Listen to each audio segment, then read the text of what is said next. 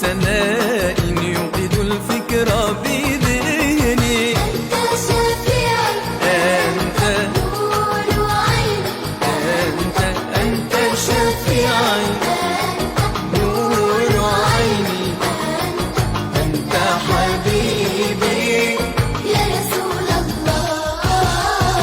يا رسول الله. ليس الحب في قلبي تمني، ليس شعرا ينثر الآهات في شدو ولا حني. يا رسول الله، ليس الحب في قلبي تمني، ليس شعرا ينثر الآهات في شدو ولا حني. إنما حب اقتداء يرتضيه الله مني. أنت شفيعي، أنت نور عيني، أنت شفيعي، نور عيني، أنت حبيبي يا رسول الله.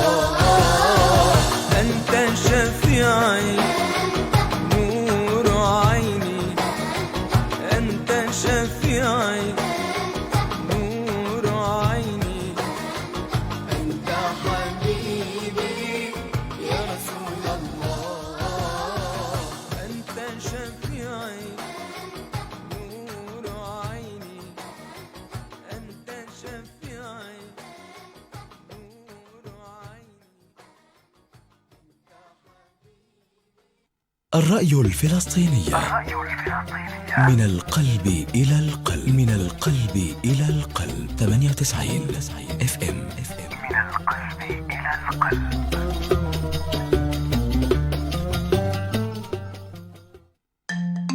نستمع وإياكم لحلقة جديدة من برنامج واحة الثقافة. كؤوس الحروف تروي العطاش، وتغتال ظمأ لكي يتلاشى، وتخطفنا كل خطف حلال، ونزداد بالخطف هذا انتعاشا. نحلق بين غيمات الحروف، ونلهو في بساتين الأدب، ونطرب بشدو الكلمات في واحة الثقافة.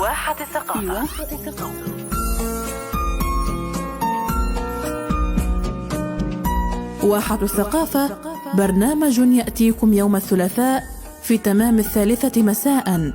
تقديم عبد الله نسمان.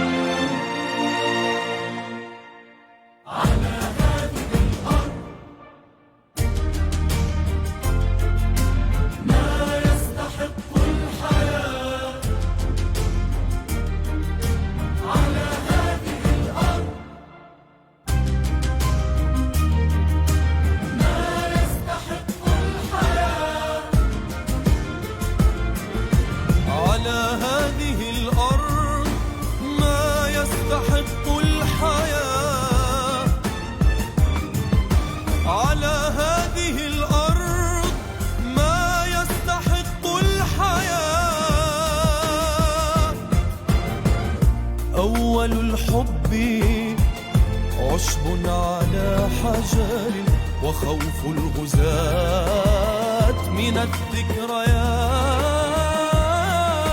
على هذه الأرض ما يستحق الحياة.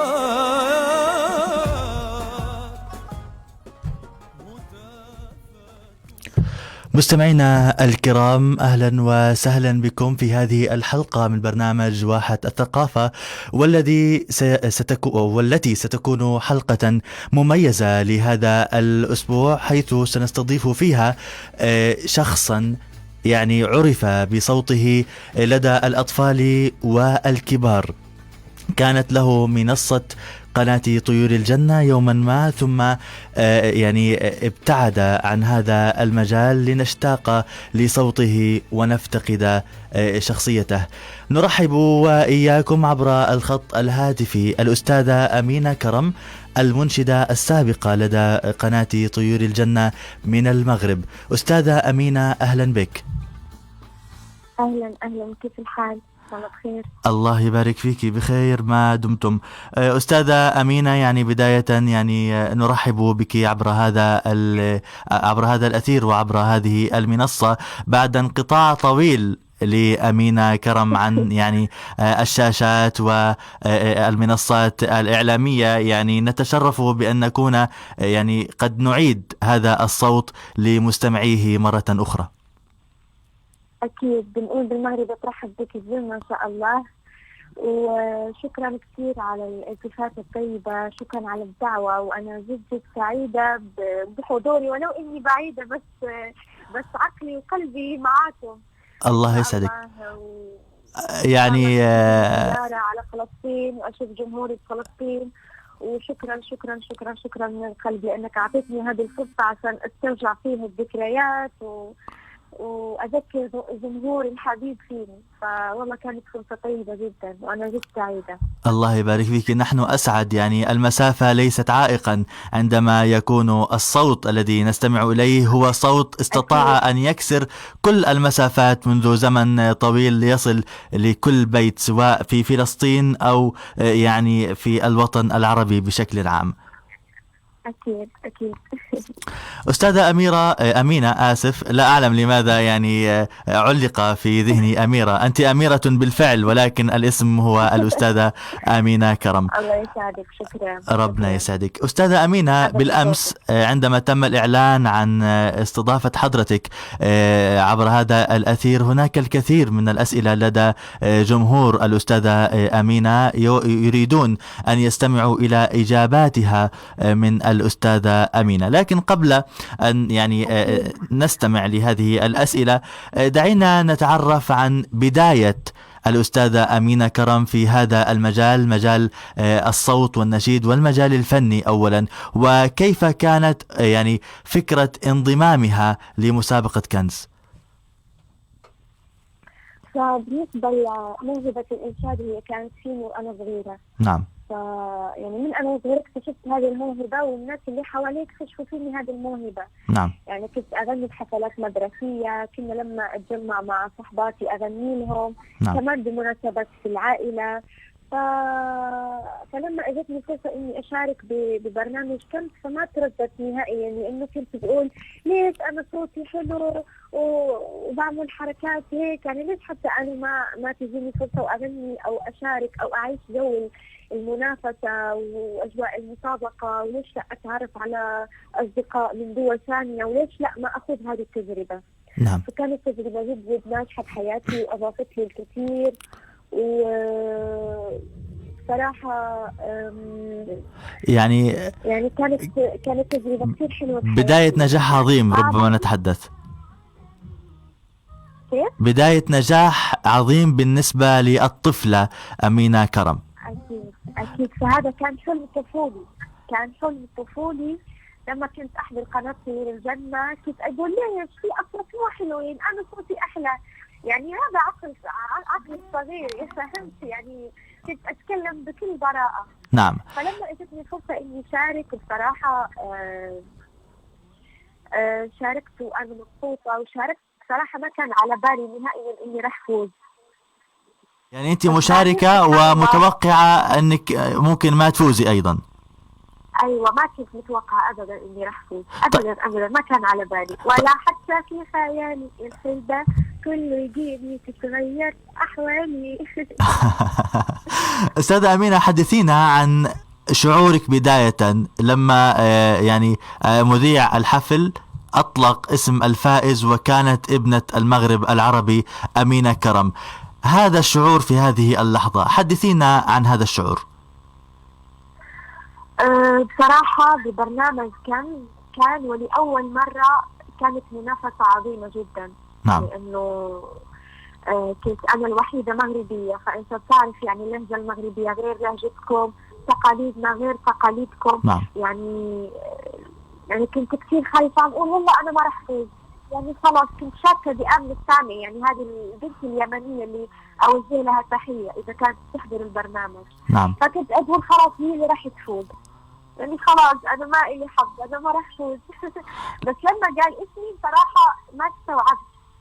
فبهذيك اللحظة كان راسي بيدور فيه كثير أفكار، أقول رح فوز، رح أوصل إشي اللي أنا بدي إياه ولا لا. بس الحمد لله يعني الله كتب وكان اللقب من نصيبي. عظيم. فكنت كثير مبسوطة وقتها، ويعني كانوا كثير ناس بيدعموني، يعني عم أقول جنود الخفاء كانوا بيدعموني. جميل. كانوا بيصوتوا علي. كنت كثير خايفة لأنه التصويت كان أعلى، يعني كان يعني بينه وبين آمنة الثانية كان فرق بالتصويت قليل جدا، بس 5%. هي كانت يعني كانوا بيصوتوا عليها كثير. نعم. يعني أقول مستحيل حفوز، بس بعدين سبحان الله كتب عليه إني يفوز، إني بلش حياة جديدة، إني أدخل مجال الإنتاج، الحمد مجال لله. الشهرة، مجال التصوير والمسرح والأشياء هذه. بس كنت كثير فخورة بصراحة، وكنت كثير مبسوطة وقتها. عظيم. أستاذة أمينة، يعني لو تحدثنا عن بعض العوائق التي كانت أمام أمينة كرم قبل انطلاقها إلى كنز، هل كان هناك أشخاص غير مؤمنين بصوت أمينة قبل فوزها؟ هل هناك أشخاص حاولوا إحباط وتثبيط أمينة كرم قبل انتقالها إلى هذه النجومية؟ أكيد لقيت كثير عوائق.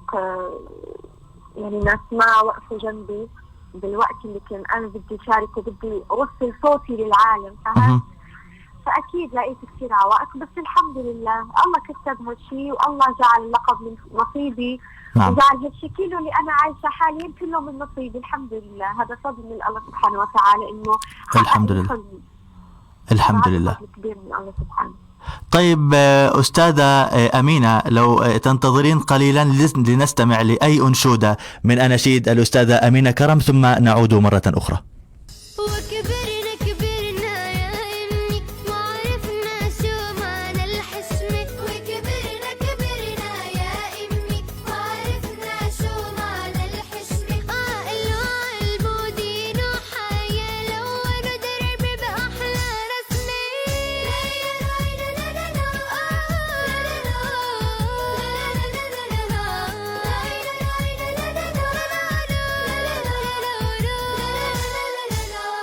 منك يا أمي تعلمنا، من غيرك احنا شو كنا، عن فضلك مهما تكلمنا مبنو فيك يا أغلى نعمة. منك يا أمي تعلمنا. ومنك يا أمينة أيضا تعلمنا أن نكون يعني راكضين خلف أحلامنا حتى نصل إليها. أستاذة أمينة كرم، تسمعينني؟ أستاذة أمينة؟ نعم. كنا نستمع لإحدى أناشيدك التي كانت منذ كنت طفلة، ومنذ تعرفنا أيضا على هذا الصوت الجميل وعلى هذه الشخصية أيضا الجميلة، وهي شخصية أمينة كرم. أستاذة أمينة؟ أستاذة أمينة؟ ألو، أيوة بسمعك. نعم. أستاذة أمينة، دعينا ننتقل لنأخذ بعض مشاركات الجمهور، وأبدأ بصراحة برسالة ودية وصلتني عبر الخاص، وأوصيت بأن أوصلها عبر الهواء لأمينة كرم. الرسالة تقول من الأخت إكرام، تقول: حبيبتي أمينة، القلب الطيب والنفس الكريمة السموحة، أحببتك من الوهلة الأولى التي رأيتك فيها، وسأظل أحبك نجمتي صديقتي وأختي لطالما كنت بجانبي وأعطيتني الحب والشجاعة والأمل والقوة لمواجهة الحياة، وليس لي إلا رد المعروف، فسأبقى دوما بجانبك. هذه إحدى الرسائل من الجمهور، وصاحبتها هي الأستاذة إكرام. أيوة هذه صديقتي. نعم، يعني نوجه لها تحية، والله يخليني إياك إن شاء الله، ربي يخليك لي إياه وربي يحفظك لي إن شاء الله. شكرا بزاف بزاف على المسج ديالك، فرحتيني بزاف والله. الله يسعدك ويسعدها إن شاء الله، ويعني دام ودكم إلى ما لا نهاية. يا رب. الله يسعدك. أستاذة أمينة، يعني ننتقل الآن إلى يعني أسئلة الجمهور، ويعني بلا شك يعني عندك سعة الصدر لتتقبلي هذه الأسئلة وتجيبي أكيد عليها. أكيد. نعم، أكيد، ما أنا هذه غيبة طويلة لازم أرد على الجمهور. إذا متفقين. السؤال الأول الذي أراه الآن عبر التعليقات: لماذا أمينة كرم رفعت حجابها؟ بالنسبة لموضوع الحجاب، والله هذا الشيء بيني وبين الله. نعم. فأنا أدري أن الحجاب فريضة من الله سبحانه وتعالى، لكن هذه بتكون حرية شخصية، وما نحكم على الناس من مظهرهم أو أنهم عملوا شيء نحكم عليهم أنهم ناس مش كويسين أبدا. نعم. لأنه أنا ما راح أقدر أحكم على شخص كيف علاقته بينه وبين الله. نعم. فالعلاقة اللي بين العبد وبين ربه يعني نحن ما نقدر نحكم عليها وما نقدر نشوفها. نعم. فالله الوحيد اللي عالم بالقلوب وعالم بنية الإنسان، وإن شاء الله الله يهديني ويهدي كل الناس. يعني مش فقط على الحجاب، على كثير أشياء، إنه ما نتكلم ببعض، إنه ما نحسب بعض، إنه ما نسب عرض بعض. فإن شاء الله الله يهدينا، وإن شاء الله يعني بدالي إنه ألبس الحجاب شي يوم. وأتمنى أن الناس توجه لي رسالة حلوة، رسالة اللي تحببني بالحجاب، رسالة يعني نقد بناء مو تجرحني. فإن شاء الله ربي يكتب لي وقت إني ألبس فيه الحجاب، والله يهديني ويهدي. نعم، لكن هو ليست محاربة للحجاب، إنما انتظارا للفرصة المناسبة التي ستعود من خلالها أمينة كرم لارتداء الحجاب. أكيد أكيد أكيد إن شاء الله، أكيد إن شاء الله. أستاذ أمينة، يعني هناك أيضا أحد يعني المتابعين يقول: ماذا عن باقي أغاني أمينة كرم التي لم تصدر في قناة طيور الجنة؟ أعني التي تقول 50 مقطع كليب لم تصدر في القناة، أريد معرفة شيء عنها، هل سيصدرونها أم لا؟ هي مو 50 كليب، هي تقريبا نقدر نقول 10 كليبات، 15 كليبات اللي ما نزلوا على القناة. لأنه وقتها لما أنا فكرت واتخذت قرار إنه أبتعد عن المجال الإنشادي، يعني أنا ما طلبت منهم إنه ما ينزلوا أغانية، بس هم اللي رفضوا إنهم ينزلوا أغانية. يعني مع إنه في أغاني كثير حلوة كانوا الجمهور ينتظرونها، مثل لما نستشهد بنروح الجنة غنيتها، غنيت إتيان يقظ، غنيت وين أيامنا وين، غنيت على كثير مواضيع وتعبت، يعني عملت جهد كبير، سافرت، صورت بتركيا، صورت بالأردن، صورت بلبنان، يعني كل مجهودي راح على الفاضي، فما نزلوهم. تمام، له إن شاء الله بيكون ما راح على الفاضي، يعني إن شاء الله ما بيكون على الفاضي. على الفاضي لأنه ما نزلوا. طيب أستاذة يعني أمينة، السؤال من أحد المتابعين أو المتابعات تقول: ما هي آخر أعمال أمينة؟ لازم الجمهور يعرفوا إنه أمينة انتقلت من مرحلة الطفولة إلى مرحلة الشباب.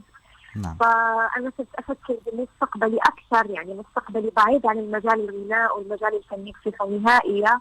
نعم. فأنا صرت أفكر يعني أدخل بمشاريع، أعمل دراسات بالتسويق، كمان درست الصحافة.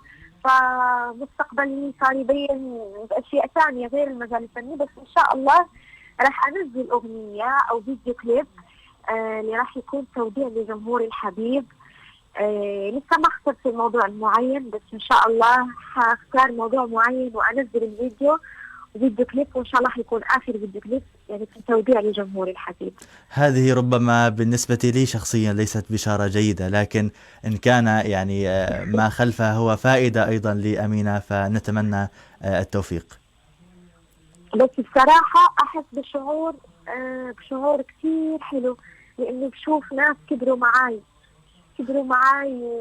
يعني أنا ما أشوفهم متابعين، لا أنا أشوفهم أهل، أشوفهم حبايب اللي كانوا معي من طفولتي وانتقلوا معي إلى عدة مراحل بحياتي، يعني كل المراحل بحياتي عاشوها معي، فهذا الشيء بيخليني فخورة فيهم ومبسوطة كثير. ويعني أكيد هذا شيء يجعلهم فخورين أيضا بأمينة طالما أنها لم تنسى أيضا هذا الجمهور. الحمد لله، هذا فضل من الله سبحانه وتعالى. يقول إذا أحبك الخالق حبب خلقه فيك، فهذا فضل من الله سبحانه وتعالى إنه يبعث لك ناس بتحبك، ناس بتحب لك الخير، ناس بتنصحك، ناس بتخاف عليك، فهذا فضل كبير من الله سبحانه وتعالى. وإن شاء الله يعني والله يوفق كل واحد ويحقق كل شيء بيحلم فيه إن شاء الله. وإن شاء الله ربنا يديم هذه المحبة في قلوب الناس لأمينة. أستاذة أمينة، يعني قبل أن نكمل استفسارات وأسئلة الجمهور، يعني نريد أن نستمع لشيء من أناشيد أمينة بصوت أمينة عبر الهواء، فماذا ستسمعيننا؟ بما انه اجتني هالفرصة من برنامج فلسطيني، وانا ادري انه اهل فلسطين بيسمعوني، فبدي اغني اغنية اذكرهم بالطفولة، الاغنية اللي كبرنا معاها. تفضلي. لما نستشهد بروح الجنة، لما نستشهد بروح الجنة، لا نسؤول علينا صغار، من هالعيب صرنا كبار، من غير فلسطين شو يعني طفولة، من غير فلسطين شو يعني طفولة، لو يعطونا الدنيا ومانا لا ما تنسينا، لا بلادي ودمي كرمانا، من غير فلسطين شو يعني طفولة، من غير فلسطين شو يعني طفولة، ومن غير فلسطين شو يعني طفولة. والله يا أمينة يعني ردا قبل ما اتكلم كلامك، سامحني قطعت كلامك، بس والله لما غنيتها حسيت بشعور غريب وعيوني دمعوا. أمينة، يعني أنت تعلمين جيدا، أنت تعلمين جيدا بأن الفلسطينيين والمغاربة وأيضا يعني أهل المغرب العربي بشكل عام ربما تربطهم يعني روابط مودة وحب، لا أعلم أسبابها، لكن بصراحة يعني من أكثر الدول التي تحب أو يحبون الفلسطينيين ويحبهم الفلسطينيون هم أهل المغرب العربي. أيضا إضافة إلى أنني أتحدث مع أمينة كرم المنشدة التي تربينا على صوتها، وهناك الكثيرون ينتظرون صوت أمينة كرم، أيضا أتحدث مع أمينة كرم المغربية. أكيد. يعني أنا لا أنسى بالمناسبة في كنز اللي فازت فيه أمينة كرم، أنا كنت متابع لحلقة الفوز، وأذكر بأن الأغنية الأولى التي غنيت في كنز هي طفل صغير فلسطينية أعتقد، في كنز البرنامج الثاني. أيوة، صحيح؟ أيوة، هذه كانت قصة واقعية. نعم، كانت قصة واقعية، وبصراحة كانت تجربة كتير حلوة، لأنه بالفيديو كليب كان في دراما. عظيم. يعني كنت كثير مبسوطة إني أجسد الواقع أو القصة الواقعية. عظيم. يعني يكفي، الحمد لله لقت نجاح جد كبير، وأخذت عدة جوائز هذه الأغنية. ويكفي لفلسطين شرفا أن تفوز أمينة كرم بأغنية أيضا لفلسطين من المغرب العربي. والله أكيد، أنا اللي إلي الشرف بصراحة. ربنا هذا يسعدك. اللي إلي الشرف. أستاذة أمينة، يعني هو سؤال ربما أنت أجبت عليه منذ قليل، متى الأغنية الجديدة؟ حجاوب عنك وأقول أنه الأغنية الجديدة لم يتم تحديد موضوعها بعد، وسيتم إنشادها مجرد ما يتم تحديدها وغنائها. أيوة. متى راح تيجي السعودية؟ السعودية بصراحة أنا كنت أفكر قبل الحجر الصحي، قبل لا تيجي هذه الأزمة إن شاء الله، الله يرفع علينا هذا الوباء إن شاء الله. فكنت أفكر قبل كورونا أجي عمرة. مه. كان بدي أروح أعمل عمرة برمضان، لكن بس ما كتب الله إن شاء الله السنة الجاي، أو بس إن شاء الله تتيسر الأمور وتتضبط إن شاء الله، أول زيارة أو أول وجهة حتكون على عمرة إن شاء الله. جميل جدا، جميل جدا. هذا يعني إجابة وبشرى أيضا لأهل السعودية. أستاذة أمينة، أوجه تحية كثيرة لجمهوري بالسعودية، ونحن أيضا من فلسطين نوجه للسعودية أيضا كل التحايا. أستاذة أمينة، هل لا زال هناك أيوة. تواصل مع منشدي طيور الجنة؟ والسؤال الثاني، ما هو مستواك الدراسي؟ بالنسبة للسؤال إنه أنا لسه على تواصل مع نجوم قناة طيور الجنة، بصراحة لسه يعني في عندي أصدقاء بيشتغلوا بقناة طيور الجنة اللي لساتني على تواصل معاهم، نعم. واللي ما شفت منهم إلا الخير، ولسه بعد على تواصل مع النجوم السابقين، الأستاذ عمر السعيدي، الأستاذ محمد بشار، لين السعيدي. لسه علاقتنا حلوة، لسه بنسأل ببعض، يعني لم ينقطع التواصل رغم بعض الظروف أبداً. التي حالت ما بين وجود أمينة أبداً. كرم بطيور الجنة. لا أبدا، لسه التواصل كما قلت لك، لسه بنتواصل مع بعض، لسه بنسأل ببعض. نعم. يعني ما شفت منهم إلا الخير، وهم ما شافوا مني إلا الخير. عظيم. أمينة كرم، هل ما زالت تسمع لأغانيها القديمة بطيور الجنة؟ أكيد أكيد أكيد. في مرات لما بكون رايحة على الشغل، لا ضروري أسمعهم بالصبح. عشان يعني عشان أعيد الذكريات، وفي مرات أسمعهم وما يعني الدمعة بتنزل لوحدها. ما بعرف، بيذكروني بكثير ذكريات كانوا مروا بحياتي حلوة صراحة. أكيد. أمينة، وفي سؤال سألتني واحدة ما رديت عليه، هو شو مستواي الدراسي؟ نعم. أنا عندي بكالوريا اقتصاد، ما شاء الله، ودرست الصحافة، ودرست تصميم الأزياء، ودرست خبيرة التجميل، وكمان آخر شيء درست التسويق. عظيم، يعني ما شاء الله، تخصص متعدد. أستاذة أمينة، هناك هذه من فلسطين الرسالة تقول: أنا عندي أخت صغيرة إلى حد الآن كلما تسمع أغنية أمينة كرم عن الأم تبكي. فشو أغنية الأم اللي أنت مغنياها على قناة طيور الجنة؟ هذه في صوتك، هالأغنية بصوتك بدي أهديها لكل أمهات العالم. لما نزلت وقتها، لما كنت أصور الكليب، كنت ما شفت ماما مدة 20 يوم، لأنه ماما كانت بالمغرب وأنا كنت بلبنان مع أختي الكبيرة، فصار لي 20 يوم أو أكثر ما شفت ماما. فلما كنا بنصور الفيديو كليب يعني كنت ببكي بجد، لأنه اشتقت لماما. فيمكن أقول يعني ربما إنه الأغنية بالحركات اللي كنت أعمل يعني وصلت شعور للأطفال وتأثروا فيها. كمان حتى الكلمات يعني مستحيل إنك تسمعها بدون ما تتأثر وبدون ما تتذكر أمك. ما بعرف إذا أنت ذاكرة كلماتها، نسمعها منك الآن ولا في يعني؟ أكيد. طب نستمع لها. تفضلي. أكيد. فالأغنية بهديها لكل أمهات العالم. نعم.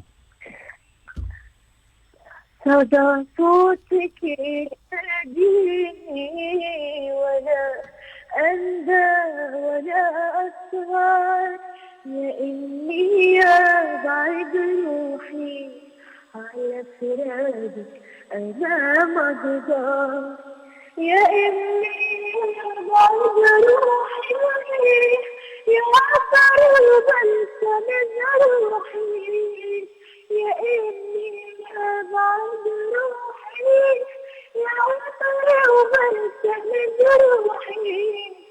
ومن بالي ولا تروحي دربي انت نور وقمر، ومن بالي ولا تروحي دربي انت نور وقمر. صدى صوتك يناديني ولا أندى ولا أطهر يا أمي يا بعد عيني على فراقك أنا ما أقدر. صدى صوتك يعني صوت أمينة كرم الذي لم يتغير بدفئه ولم يتغير بإحساسه حتى بعد أن كبرت أمينة وبعد أن مضى على مثل هذه الأناشيد زمنا أو زمن طويل. هذه الرسالة لأمينة كرم تقول، هذه يبدو أنها رسالة محبة. أمينة كرم نحبك كتير، لو بدي أقول لك أو بدي أقول لك إنه صوتك حلو كتير ونتمنى لك النجاح. يبدو أنها رسالة من المغرب. إن شاء الله، وأنا أتمنى هالإنسان اللي بعثت هالرسالة أبعث لها سلام كبير وتحية كبيرة، والله يوفقك والله يسعدك، وإن شاء الله تحقق كل أحلامك. وكل الناس اللي بيشوفوني وكل الناس اللي كبروا مع أمينة وكل الناس اللي بيحبوا أمينة أوزلهم تحية كبيرة وبحبهم كثير وأنا جد مبسوطة فيهم وجد فخورة فيهم. وردا على هذه التحية هناك تعليق مباشر بعد التعليق السابق يقول الناس تحب أمينة كرم من مختلف العالم الإسلامي وليس فقط العالم العربي. ما شاء الله منتشرة يا أمينة. أكيد في عندك كثير جمهور من الجالية اللي مستقرة بأوروبا، كمان بالدول العربية، فالحمد لله. كما قلت لك بالأول هذا فضل كبير من الله سبحانه وتعالى، إنه بعث لي ناس بتحبني وناس بتنصحني وناس بتخاف علي، فهذا فضل كبير. وإن شاء الله يعني لا يبلى هذا الفضل. اختلطت عندي. الله يسعدك أمينة. يعني السؤال هذا السؤال يبدو أنه مكرر. السؤال يقول من أحد المتابعين: شو نوعية الفيديوهات اللي راح تنشرها أمينة بقناتها عبر اليوتيوب؟ بالنسبة للفيديوهات اللي ممكن أنشرها على قناتي باليوتيوب، صراحة لسه ما لقيت محتوى معين نعم إنه أشاركه مع الناس، بس إن شاء الله قريبا بنزل فلوج أو قريبا بنزل فيديوهات اللي يكون عندهم محتوى حلو، يعني أناقش الشباب اللي في عمري، أنصحهم، أعطيهم نصائح، يعني عظيم، أعطيهم كمان تجاربي بالحياة، أعطيهم طاقة إيجابية. فإن شاء الله يعني القناة راح تكون غير غير غير غير غير إن شاء الله. إن شاء الله. هناك سؤال أيضا يعني قريب من السؤال السابق: متى ستبدأ أمينة بتفعيل قناتها عبر اليوتيوب كما قالت؟ يبدو أنك قلت يوما ما بأنك ستبدأين بالنشر محتوى عبر يوتيوب. أيوة إن شاء الله، قريبا إن شاء الله. إن شاء الله. وهناك سؤال أيضا هو أنت أجبت عليه خلال حديثك، لكن طالما كتب سأقوله: ما هي مهمتها الآن؟ يعني شو بتشتغلي يعني الآن؟ حاليا أنا بكمل دراستي. نعم. وشيء ثاني إني بشتغل على مشاريع، لأنه من قبل تقريبا من سنة كنت عملت مشروع ماركت عطر باسمي، والحمد لله يعني كل الناس اشتروه، كل الناس بيشتروه، وتمشى كثير كويس بالمغرب وخارج المغرب. عظيم. يعني هناك ماركة عطر تسمى أمينة؟ نعم، هناك ماركة عطر باسم أمينة باسمك يعني؟ أيوة، اسمه سحر أمينة كرم. ما شاء الله. يعني إن شاء الله سنسعى لأن نجربه قريبا إن شاء الله أكيد، والحمد لله لقى إقبال كبير، وبس وحاليا بشتغل على مشروع ثاني. عظيم. أنوه فقط بأن أمينة كرم هي يعني كما قالت في بداية الحلقة بأنها ستودع العالم الفني بأغنية أخيرة لتنتقل وتكمل عملها في مجال البزنس. إن شاء الله. هذا السؤال لا أعلم لماذا سئل وما الهدف منه، لكن يقول هذا السؤال: اسألها كيف ممكن تقنعي منتقديك انك ما عملتي عمليات تجميل؟ كيف اقنعهم؟ والله قنعتهم بكل الوسائل، هم اللي لازم يقنعوني اني انا اقنعهم يعني. هو فعليا ما في عمليات تجميل؟ ما عملت اي عملية تجميل، انا فقط يعني انتقلت من وجه طفولي الى وجه ست كبيرة. هو فقط تغير، يعني تغير العمر وتغير الأيام فقط، لا علاقة له بالعمليات. تغير العمر تغير طبيعي جدا. فأكيد إذا شفنا صورنا ونحن صغار، أو هي أو هذا البنت اللي طرحت هالسؤال أو شي بنت ثاني، إذا شافت صورتها وهي صغيرة حتلاقي فرق كبير وتغيير كبير في وجهها. عظيم. أنا ما عملت أي عملية تجميل، لو كنت عملت عملية تجميل راح أجاوب بكل صراحة، ما راح أكتب نهائيا لأني أنا إنسانة متصالحة مع نفسي. تمام. يعني أقول سويت ما سويت خلاص. يا جماعة البنت مش عاملة عملية تجميل، مش عاملة عملية تجميل، اقتنعوا. أيوة. أستاذة أمينة، هذا السؤال يعني دعينا نسترسل قليلا بنقاش فيه بهدوء. ما هو سبب الخلاف ما بين أمينة كرم وقناة طيور الجنة؟ هذا على جهة، القناة على جهة، وأيضا ما هو سبب الخلاف ما بين أمينة كرم وزوجة الأستاذ خالد مقداد؟ أنا حاليا بشوف إنه ما صار أي خلاف، خلاص طويت الصفحة ونسيت كل شيء. بس بدي وجه رسالة أو بدي وجه شيء للجمهور أو الناس اللي بتنتقد بتقول إنه أمينة طردت من طيور الجنة. نعم. أنا ما طردت من طيور الجنة وما حدا طردني، أنا اللي طلعت بإرادتي. نعم. مؤخرا كان حفل بالسعودية تقريبا من 4 سنين. كان حفل بالسعودية، بعد ما خلصنا الحفل تكلمت مع الأستاذ خالد، قلت له أستاذ أنا خلاص راح أعتزل، هالحفل حيكون آخر حفل إلي. نعم. خلاص أنا بعدها راح أعتزل، راح أشوف دراستي، أشوف ميولاتي ثانية لأنه أنا كبرت خلاص. فهو قال لي أمينة لا، نحن لسه بدنا إياكي، لسه الجمهور بده إياكي. فخلاص وقتها بعدين رحت برنامج كامل. نعم. وبعدها يعني انتهى التواصل مع طيور الجنة 4. فوقتها صار المشكل. أنا ما بعرف هذه الأستاذة مروة إذا كانت بتسمع صوتي. نعم. أنا ما بعرف ليش هي عملت هيك، مع إنه أنا مش أول وحدة ولا ثانية وحدة ولا ثالث وحدة بيصير معها هيك بالقناة، والمشكل بالذات بيكون مع مروة حماد. يعني مش أنا أول وحدة بيصير معي مشاكل معها، كانوا كتير بنات قبلي صار معاهم مشكل. يعني أستاذة أمينة، يعني الخلاف أساسا من القناة كقناة، أم أن أساس الخلاف أو أساس يعني رغبة خروج أمينة كرم من القناة هو خلاف مع الأستاذة مروة؟ لا مش الخلاف، لا أنا قبل ما يصير الخلاف تكلمت مع الأستاذ خالد. نعم. قلت له أنا ما بدي أكمل بالقناة، خلاص هالحفل حيكون آخر حفل إلي لأنه عندي دراستي، عندي مستقبلي، عندي أشياء أهم لي من هالمجال. نعم. فهو قال لي لا أمينة نحن بدنا إياكي وكذا وكذا وكذا وكذا. فخلص أنا سمعت كلامه وقتها ببرنامج كان، قلت له خلاص هالبرنامج حيكون آخر برنامج، خلاص يعني حيكون آخر ظهور إلي في القناة. نعم. بس بعدها صار المشكل مع الأستاذة مروة، وأنا مسامحة. أنا خلاص نسيت كل شيء وفكرت الكتاب، وأنا مسامح كل واحد، والله فوق منا، والله عالم بنيتي وعالم بنيتها وعالم بالمشكل أو الخلاف اللي صاير بيننا. عظيم. أنا بدي أعيد وأكرر إنه أنا طلعت من القناة بإرادتي، وهذه على شهادة الكل عارف هالشيء. أنا طلعت بإرادتي. طيب. لأنه أنا كان نفسي أعتزل خلاص، بدي أكمل دراستي لأنه وقتها كان عندي أولى بكالوريا.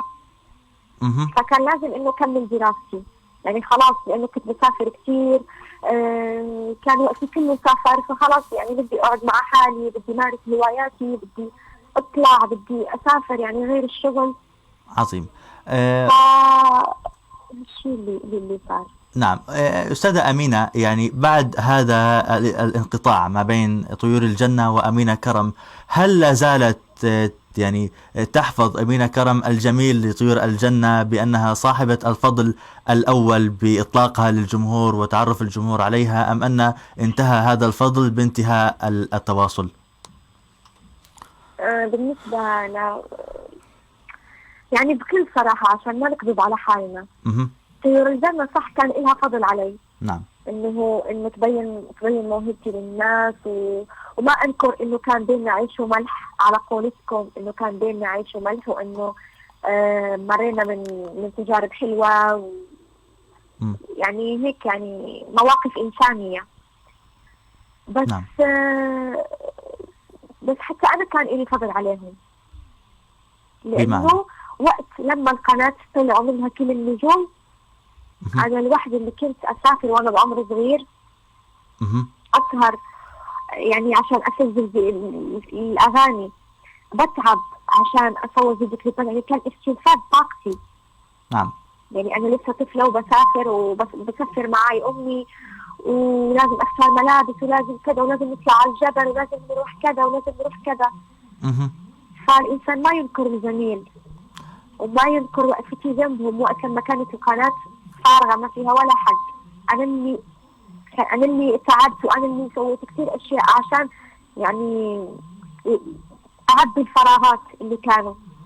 عظيم. يعني نقول بأن كان عندهم فضل علي، حتى أنا كان عندي فضل عليهم، لأنه لما أنا عرفت بقناة طيور الجنة يعني المغرب بصراحة، يعني المغاربة ما كانوا كثير يحضروا قناة طيور الجنة، بس لما أنا كنت فيها صاروا ناس كثير بيتابعوا قناة طيور الجنة. عظيم. بصراحة بالمغرب العربي. بصراحة في سؤال، بس أنا يعني سأقوم بسؤاله يعني كي لا يعني يأخذ على خاطري صاحب السؤال، لكن أنا لا أعلم إذا أجبنا عليه باختصار أو إذا لا تريدي الإجابة، هذا حق لك. الرسالة وصلت، بدنا إيش القصة، شو صار معها ومع مروة. أنا بصراحة جالس أحضر هذا البرنامج مشان هذا السؤال. شو هو يعني بدهم يعرفوا شو القصة كان بيني وبينها. لك الحق بالإجابة أو عدمها. بصراحة ما أحب أكرر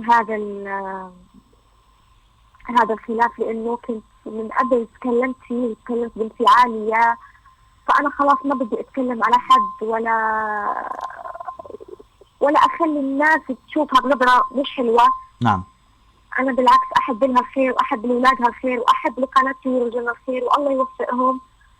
وشو ما صار يعني أنا ما راح أنسى الذكريات اللي كانوا بيننا، وما راح أنسى المواقف الإنسانية اللي جمعتنا، وكثير مواقف حلوة جمعتنا، وهذا شيء يحترم بصراحة. الله يسامح كل واحد، الله يسامح كل واحد. أنا ما بحقد على حد، ولا كما نقول بالمغربي نشد خاطري أنا قبل شيء واحد.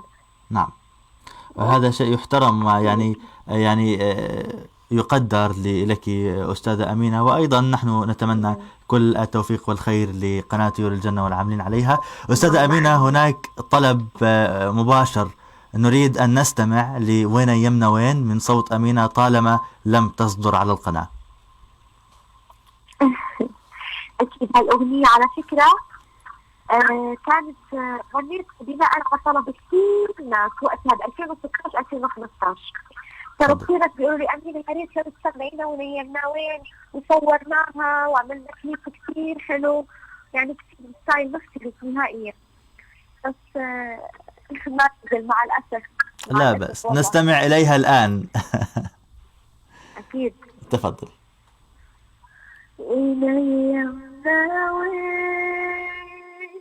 وانقضينا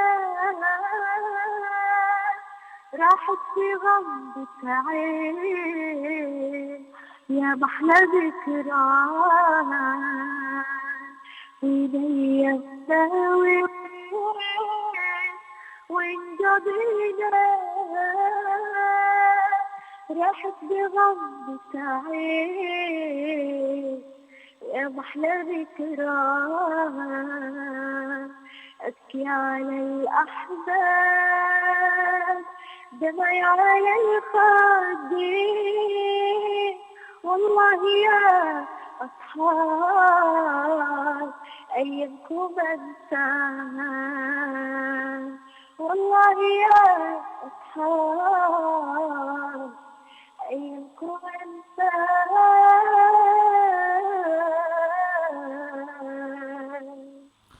وأيضا لن ننسى أيام أمينة كرم وأناشيدها وصوتها وجمال حضورها أيضا.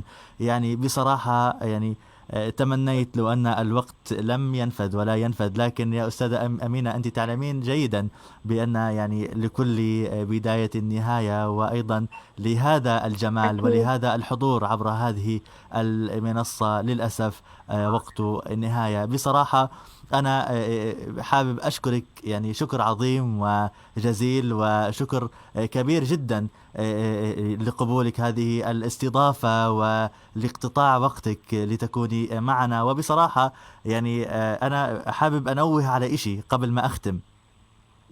أيوة. لما أنا تواصلت مع أمينة كرم، يعني هذا الآن لحد الآن تكرر معي مع اثنين من الأشخاص المشهورين واللي أنا بحبهم. تمام.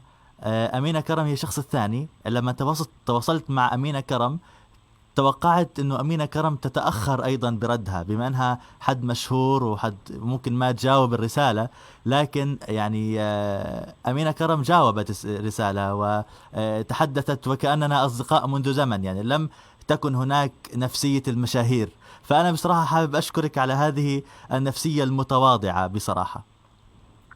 لا بالعكس، أنا اللي حابة أشكرك والله، لأنك رجعتني لذكريات كتير حلوة ورجعتني لطفولتي ورجعتني للحظات كتير حلوة مرت علي بحياتي، لدرجة أنا الحين أتكلم معك ومتأثرة متأثرة متأثرة متأثرة كثير، وحتى الدموع نازلة من عيوني ما بعرف ليش.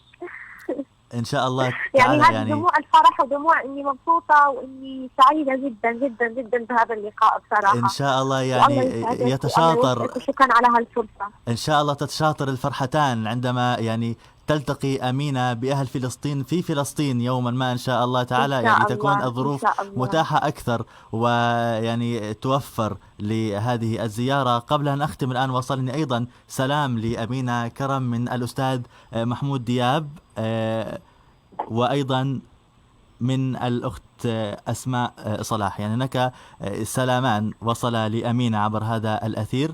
الأستاذ محمود دياب يسلم على أمينة وأيضا أسماء صلاح.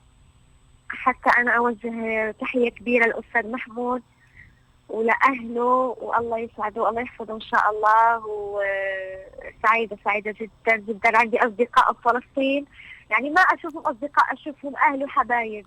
الله يحفظك. وبصراحة يعني أزور فلسطين وأشوفكم على خير إن شاء الله بإذن الله عز وجل. إن شاء الله لنا لقاء، ووقتما تزورين فلسطين ستجدين لك بيتا ومأمنا ووطنا ثانيا إن شاء الله. إن شاء الله يا رب، إن شاء الله يا رب. الله يحفظك، شكرا كثير. ربنا يحفظك أستاذة أمينة. يعني كل التقدير لحضرتك الأستاذة أمينة كرم، المنشدة السابقة لدى قناة طيور الجنة، كانت معنا من المغرب عبر الخط الهاتفي. شكرا جزيلا لك. بنت صغيرة فلسطينية لسه بعمر الورد، قلبي طيب وصافي النية ولا عم بأذي حد. أنا بنت صغيرة فلسطينية لسه بعمر الورد، قلبي طيب وصافي النية ولا عم بأذي حد. بعرف بيتي وبعرف أرضي، أهلي محلاهم حوالي، شو ما بدي بلاقي حدي بالمحبة والحنية. بعرف بيتي وبعرف أرضي، أهلي محلاهم حوالي، شو ما بدي بلاقي حدي بالمحبة والحنية. إذا كان مجرم على بلدتنا قتلوا بي وأخدوا خي، صار يقولوا الأرض إلنا صدمة، شو بكت عيني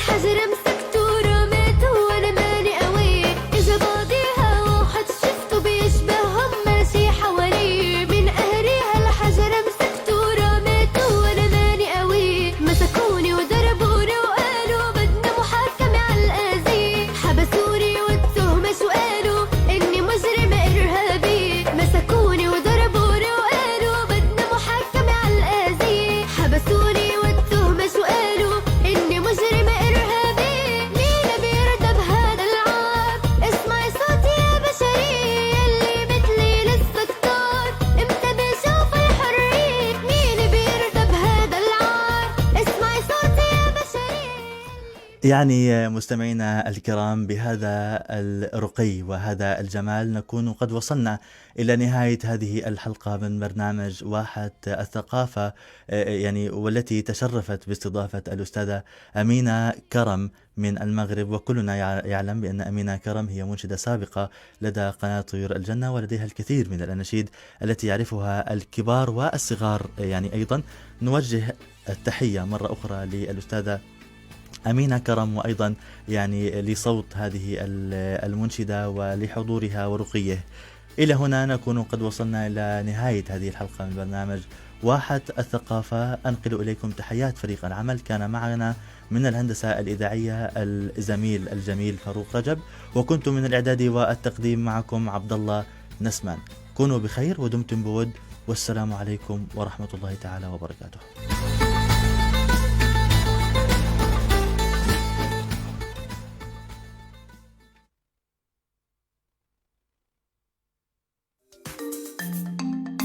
استمعنا